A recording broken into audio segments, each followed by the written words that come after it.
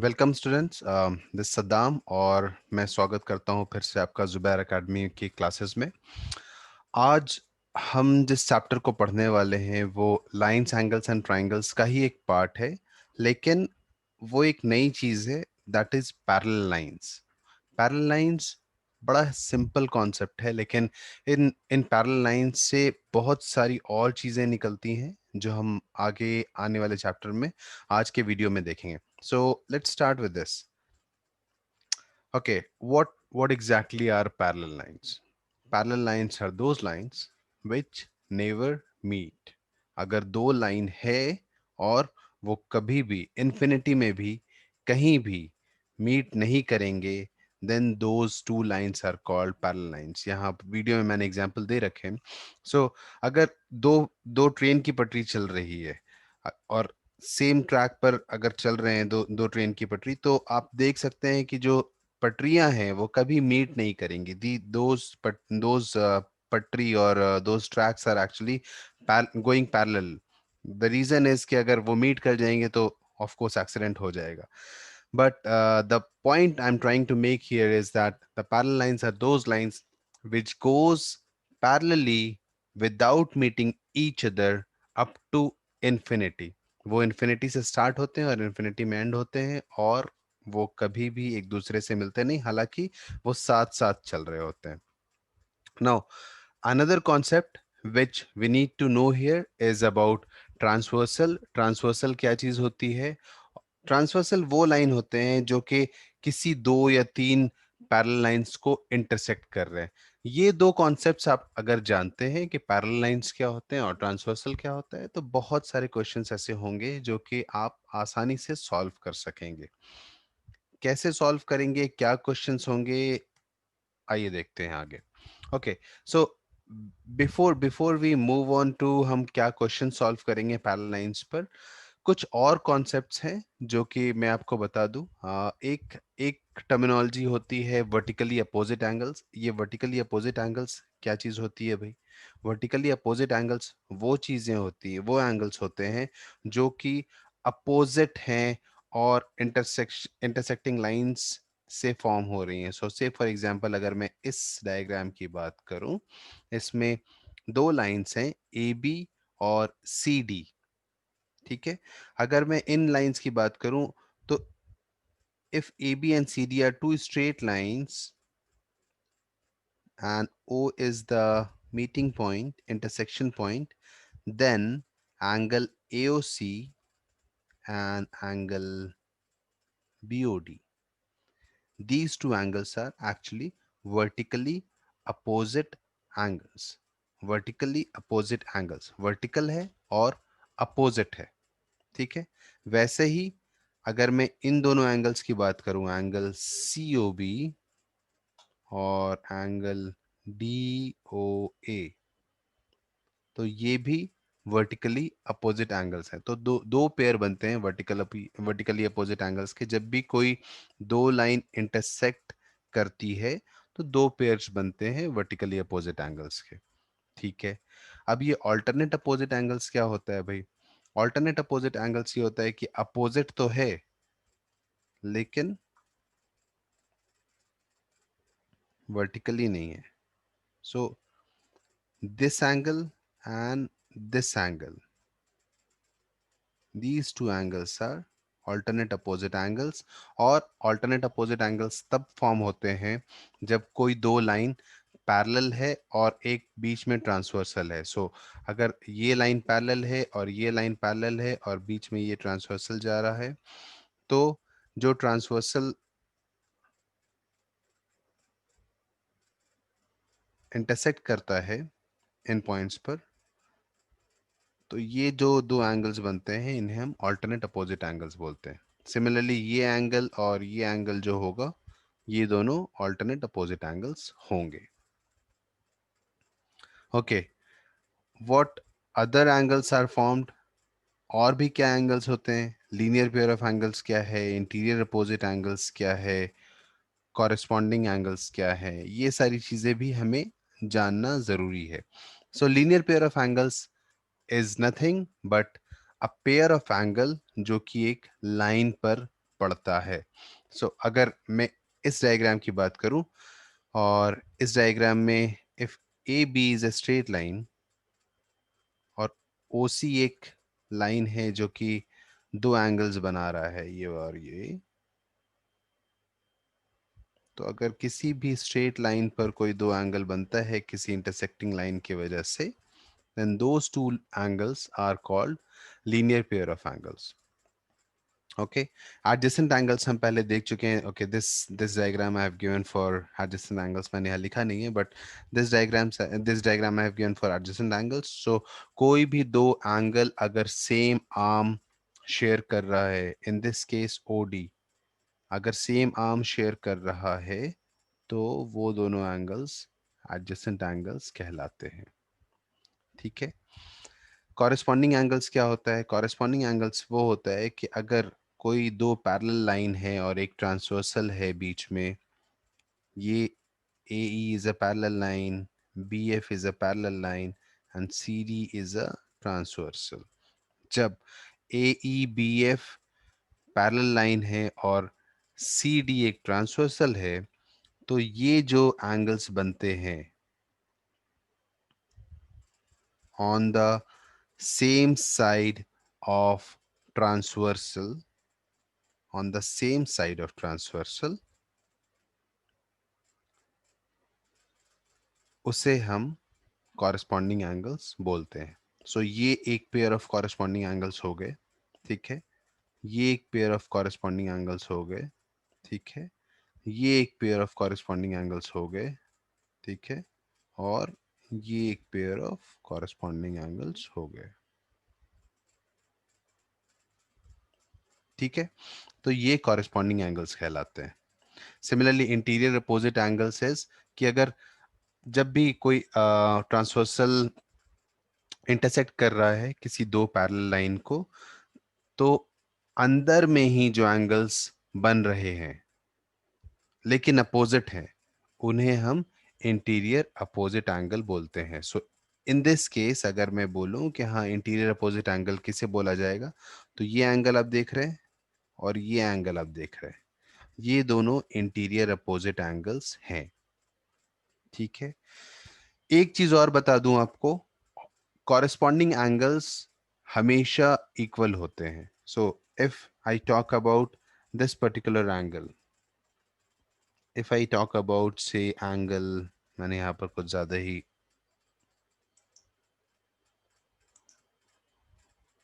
let me change the ink color. Okay, so if I talk about this particular angle and this particular angle, okay, इन दोनों angles की अगर मैं बात करता हूं, तो ये दोनों एंगल कॉरेस्पॉन्डिंग एंगल है और ये दोनों एंगल्स हमेशा इक्वल रहते हैं.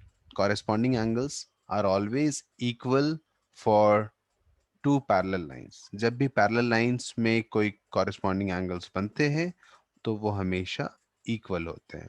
इंटीरियर अपोजिट एंगल्स की एक प्रॉपर्टी है जो आपको जानना जरूरी है. इंटीरियर अपोजिट एंगल्स का जो सम होता है, this angle plus this angle, this will always be equal to 180 degrees. ठीक है.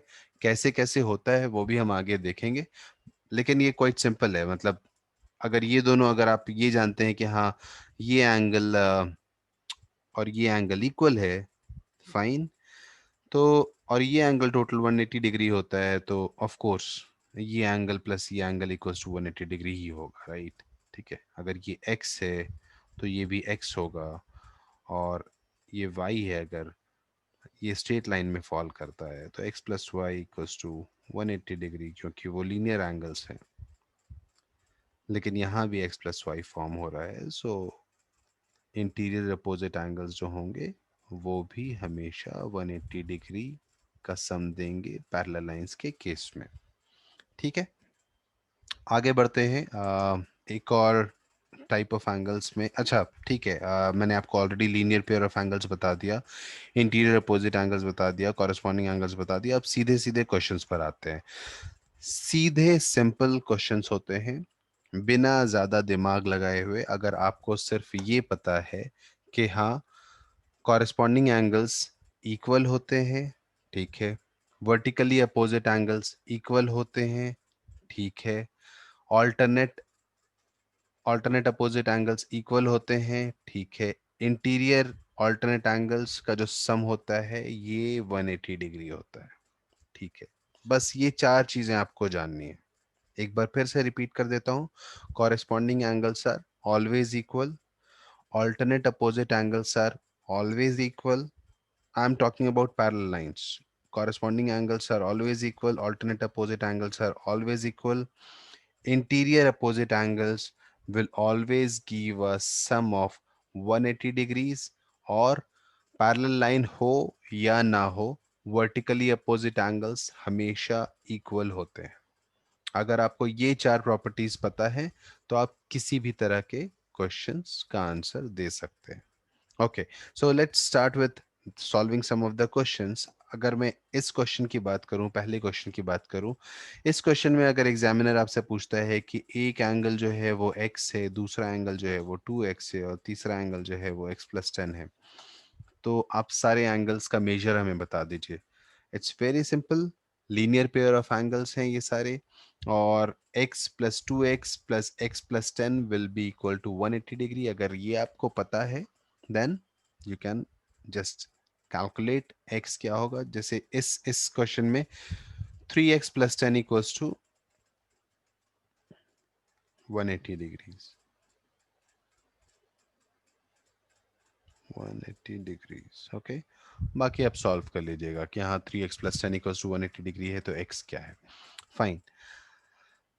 सेकंड क्वेश्चन जो आता है आपका, और ये थोड़ा सा एडवांस लेवल है, रिफ्लेक्शन के कॉन्सेप्ट पर है, लेकिन सिंपल है। सिंपल इसलिए है कि जब भी कोई रे ऑफ लाइट एक मिरर पर फॉल करती है तो वो रिफ्लेक्ट कर जाती है, रिफ्लेक्शन हो जाता है। ये हम बचपन से जानते हैं कि हाँ, हम जब भी आईना देखते हैं तो रिफ्लेक्शन आता है, तो वो रिफ्लेक्ट कर जाती है रे ऑफ लाइट।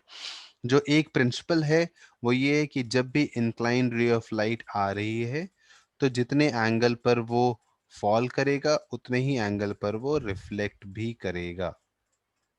तो अगर मैं यहाँ पर एक इमेजिनरी 90 डिग्री का लाइन बना दूं तो ये जो एंगल होगा, this angle will always be equal to this angle. Okay, so ये टोटल एंगल अगर आपको दे रखा है इन्होंने 80 डिग्रीज, इसका मतलब है कि 90 डिग्री जो फॉल हो रहा है, जो परपेंडिकुलर है, जो इमेजिनरी लाइन है, this is actually bisecting this 80 degree, ये जो टोटल एंगल है। मतलब ये हो गया कि ये 40 डिग्री हो गया, ये 40 डिग्री हो गया। अगर ये 90 डिग्री है तो ये भी 90 डिग्री होगा, ये 40 डिग्री है तो ये 50 होगा, और ये भी 50 होगा। आसान था ना? ओके, थर्ड क्वेश्चन जो आपसे पूछा जाता है वो ये पूछा जाता है कि किसी एक कॉरेस्पॉन्डिंग एंगल का मेजर आपको दे दिया गया है, और आपसे पूछा जाएगा कि ठीक है, डिटरमाइन ऑल अदर एंगल्स। ठीक है, ये एंगल आपको पता करना है, ये एंगल पता करना है, ये एंगल पता करना है। Okay, so again just apply the simple principles जो अभी जस्ट हमने बात करी थी। Corresponding angles are always equal, this will be always equal to this. Fine, so this will be 25 degrees. Again alternate opposite angles will always be equal, this angle will be equal to this. Okay, again this is 25 degrees, this angle का सम और इस angle का सम, इन दोनों angles का जो सम होगा वो 180 degrees होगा। तो अगर ये 25 डिग्रीज है तो ये ऑफ कोर्स 155 डिग्रीज होगा। ओके, बहुत ही सिंपल क्वेश्चन, बहुत ही सिंपल। एक मार्क्स का, 2 मार्क्स का क्वेश्चन आता है आपका ये। लेकिन ये 1 मार्क्स 2 मार्क्स से क्वेश्चन की बात नहीं है, ये आपको जानना जरूरी इसलिए क्योंकि यही सिंपल फैक्ट्स, यही सिंपल कॉन्सेप्ट्स आप आगे जब भी टफ क्वेश्चंस आते हैं आप उसमें लगाते हैं। सो कुछ थोड़े से टफ क्वेश्चंस इस तरह से आ सकते हैं कि ये क्वेश्चन है, मान लीजिए कि 45 डिग्री इन्होंने दे दिया है एक पर्टिकुलर एंगल का मेजर, और यहाँ आपको एक ये बता दिया गया है कि ये जो एंगल है ये 90 डिग्री है, and this is a straight line. All these three lines are straight lines, okay, and mutually intersecting with each other. So आपको डिटरमाइन करना है बाकी सारे एंगल्स। अब आपको बहुत ही सिंपल तरीके से ये पता है कि जो वर्टिकली अपोजिट एंगल होता है वो हमेशा इक्वल होगा। अगर ये 45 है तो ये भी 45 ही होगा। अगर ये 90 है तो ये भी 90 ही होगा। अगर ये 90 है, ये 45 है, ये टोटल 180 है, तो ये भी 45 होगा, ये भी 45 होगा, क्योंकि ये वर्टिकली अपोजिट एंगल है दिस इसके। ओके, सो आप देख रहे हैं कितना सिंपल है।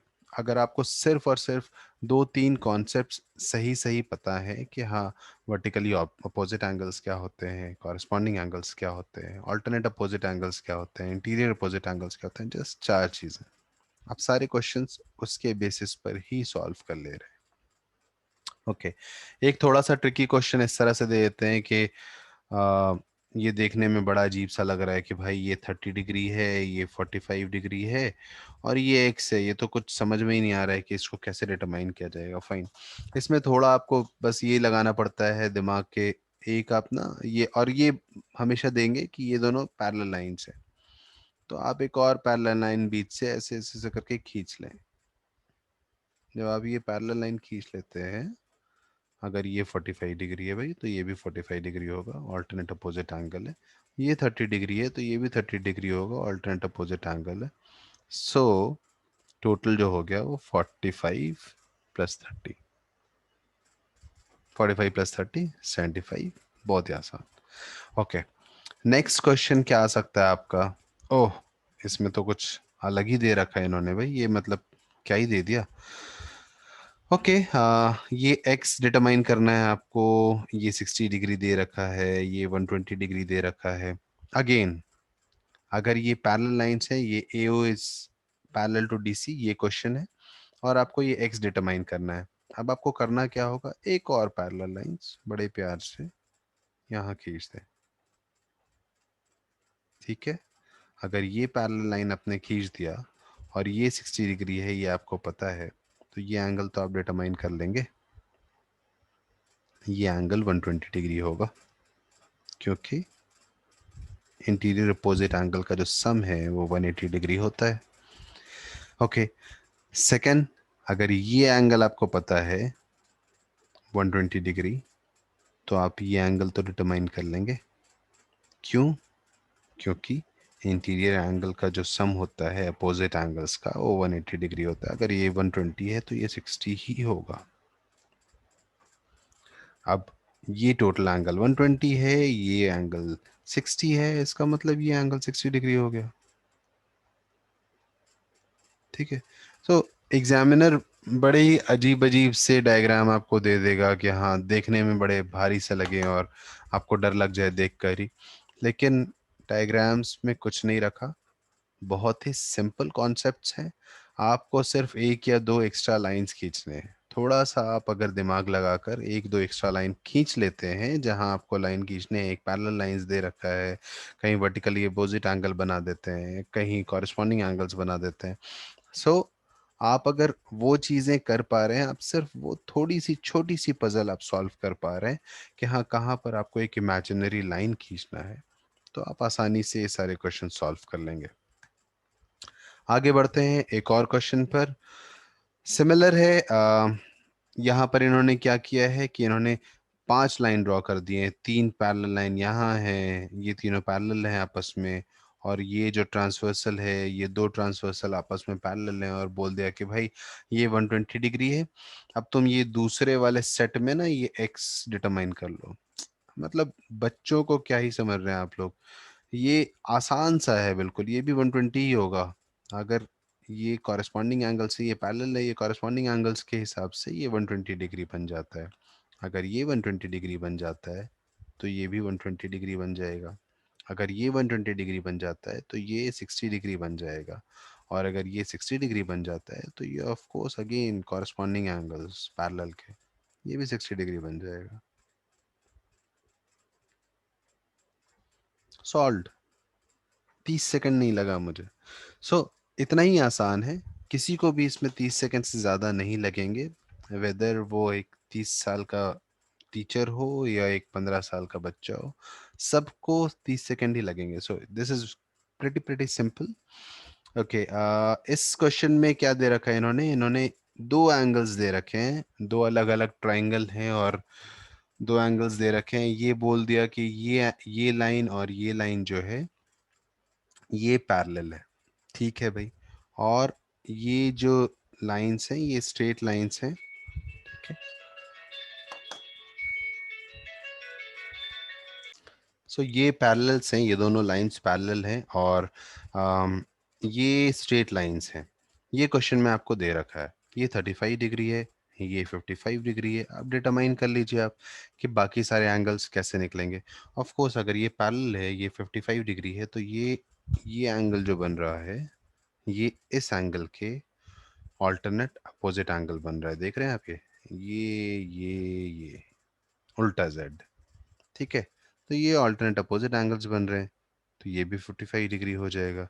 ये 35 डिग्री है, ये भी वैसे ही ये जेड बना रहा है ये वाला, तो ये 35 डिग्री हो जाएगा। सारे एंगल्स निकल गए और ये ऑफ कोर्स ये दोनों इक्वल हो जाएंगे जो भी होगा। सो 55 35 एक आइसोसेलेस ट्राइंगल बन जाएगा। आइसोसेलेस ट्राइंगल हम पढ़ेंगे आगे, बट आइसोसेलेस ट्राइंगल्स वो ट्राइंगल्स होते हैं जो कि जिनके एंगल्स इक्वल्स होते हैं। सो हम पढ़ेंगे आगे क्या होते हैं आइसोसेलेस ट्राइंगल्स, लेकिन ये इस तरह से सॉल्व हो जाएगा। ओके, आगे आने वाले चैप्टर्स में, आगे आने वाले वीडियोस में जो चीज़ें हम देखेंगे वो है theorems on angles and parallel lines. Theorems आपको जो मैंने आज बताया है वो उन थ्योरम्स पर ही बेस्ड हैं, लेकिन ये थ्योरम्स और थ्योरम्स इसलिए पढ़ने ज़रूरी हैं और उनको प्रूव करना इसलिए ज़रूरी है क्योंकि वो एग्ज़ाम के पॉइंट ऑफ व्यू से इम्पॉर्टेंट है। एग्ज़ाम में आपके पास 4 नंबर के 5 नंबर के क्वेश्चंस आ जाते हैं कि ये पर्टिकुलर थ्योरम है, इसको सॉल्व करो कि हाँ ये प्रूव कर दो, ये थ्योरम सही है, प्रूव कर दो। ओके, तो theorem is always based on theory. Theory में आपको किसी एक्सियोम का हेल्प लेना पड़ता है। एक्सियोम क्या है? एक्सियोम वो है जो यूनिवर्सल ट्रूथ है, सबको मतलब सब वो एज्यूम्ड है कि हाँ वही सही है और सारी चीजें उसके ऊपर बेस्ड होती हैं। सो थ्योरम में हमें कुछ एक्सियोम्स की हेल्प लेनी पड़ती है, जो एक्सियोम्स या फिर जो थ्योरम्स ऑलरेडी प्रूवन है उनकी हेल्प लेनी पड़ती है कि हाँ ठीक है, ये हम जानते हैं, ये फैक्ट हम जानते हैं, ये फैक्ट हम जानते हैं, अब आगे आने वाले फैक्ट्स को हम प्रूव कर रहे हैं। सो हम करेंगे वो भी कैसे कैसे करते हैं, बट तब तक आप अपना ख्याल रखिए। Take care, bye bye.